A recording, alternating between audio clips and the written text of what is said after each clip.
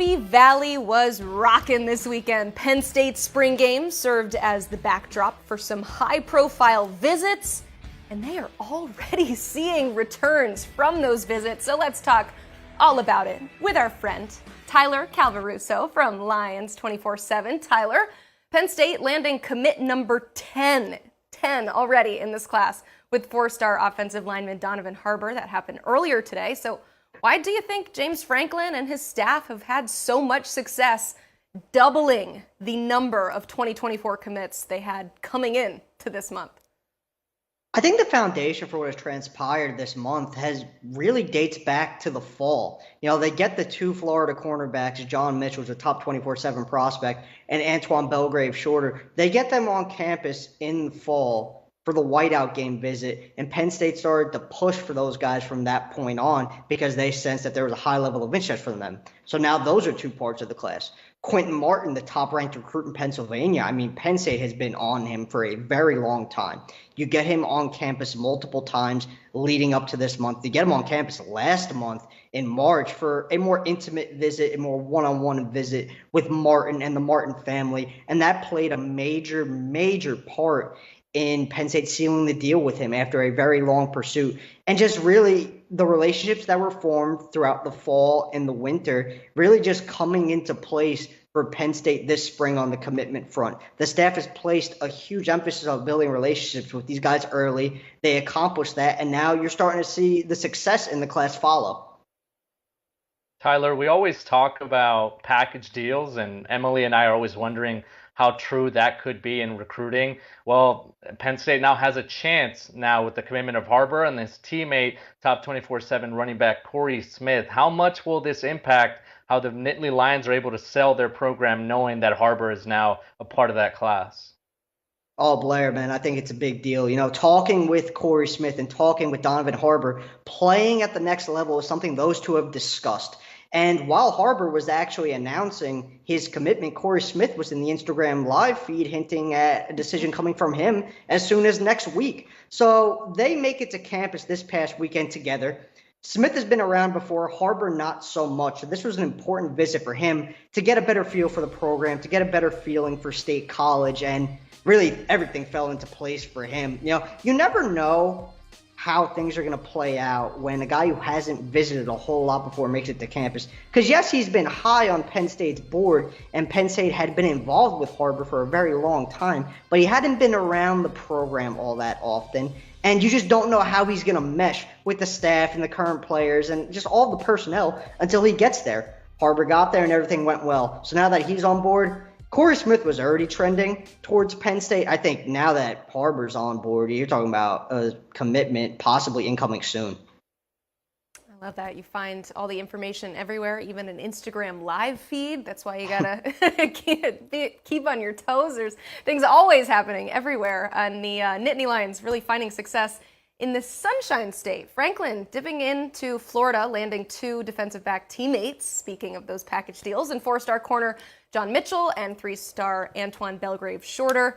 How has this Penn State staff been able to do what I believe is the seemingly impossible, and that is convince prospects to, wave that 80-degree weather goodbye and play their college ball in State College?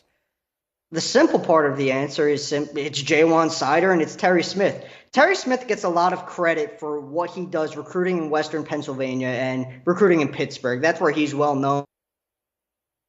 But he's developed a lot of that juice in Florida as well, really thanks to the development that he has had with Penn State's defensive backs recently, specifically from Florida. Guys like Cam Miller coming through, Elliot Washington, he's on campus now. Penn State loves what he's been doing as an early enrollee. And then Jaywan Sider, his longstanding relationships in Florida. He's in tight with all the powerhouse programs down there and their coaches. So that plays a big part in Penn State's efforts in the Sunshine State. The one thing that I would say that I think has really separated Penn State and its ability to go down to Florida and get some of its top targets from the state is it's easy to sell kids on Happy Valley being a home away from home during visits.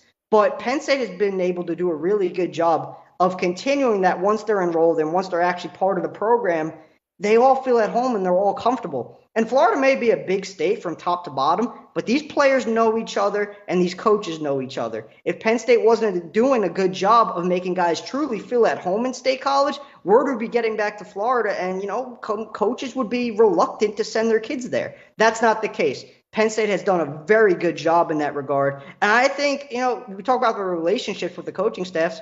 I think that might be the most important aspect of this whole thing. You get these guys enrolled, you get them in town, and then you continue to do an excellent job with them and grow them as players and people. And that makes its way back to Florida, and I think that's why we are where we are now.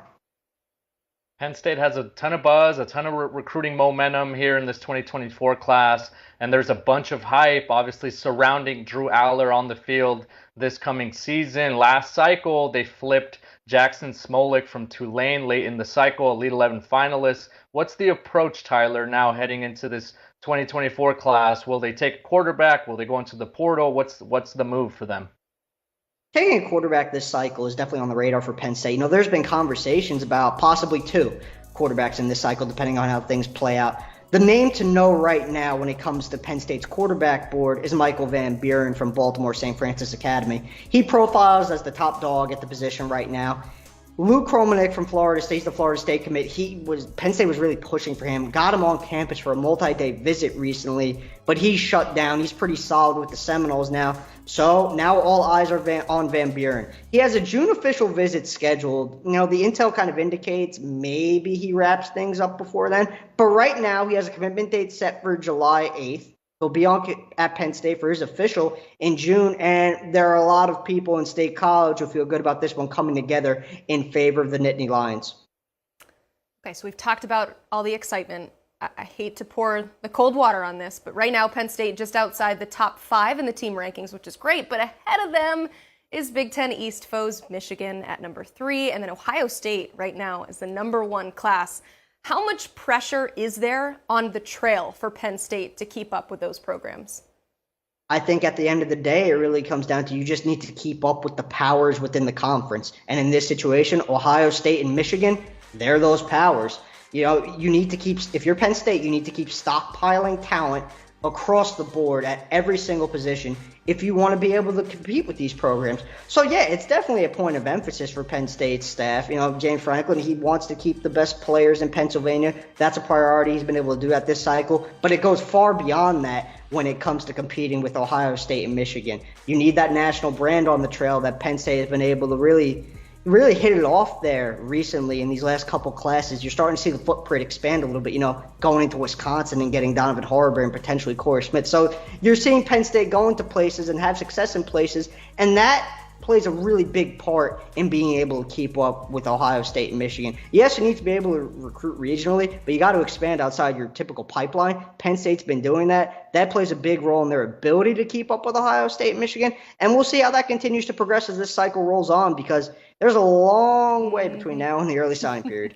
Yeah, about 8 months. So we are a long ways away from this thing being over. We got a bonus question for you in the chat here. Just want to get your thoughts on this. Jason asking, Tyler, anyone in the transfer portal that could throw off Penn State's recruiting strategy? Anybody of interest there? It is interesting because James Franklin said coming out of spring practice, they were looking to add on the defensive line, potentially at wide receiver. You've seen some offers go out on the offensive line as well, guys with multiple years of eligibility. So the short answer to that, I would say, is yeah, it does, because if you're bringing in transfer portal guys with multiple years of eligibility, it does affect your numbers in future classes because you need to plan for scholarship counts and everything of that nature. So right now, I would say Penn State's in the early stages of exploring the portal in the spring. Bunch of offers out. We're seeing how that board shapes up. So right now, there are no hard names I could give in that regard, but I think we're going to start to see something come together with that pretty soon. All right. Good to know. Tyler, thank you so much for joining us, and thanks for all that great info. Thanks for having me.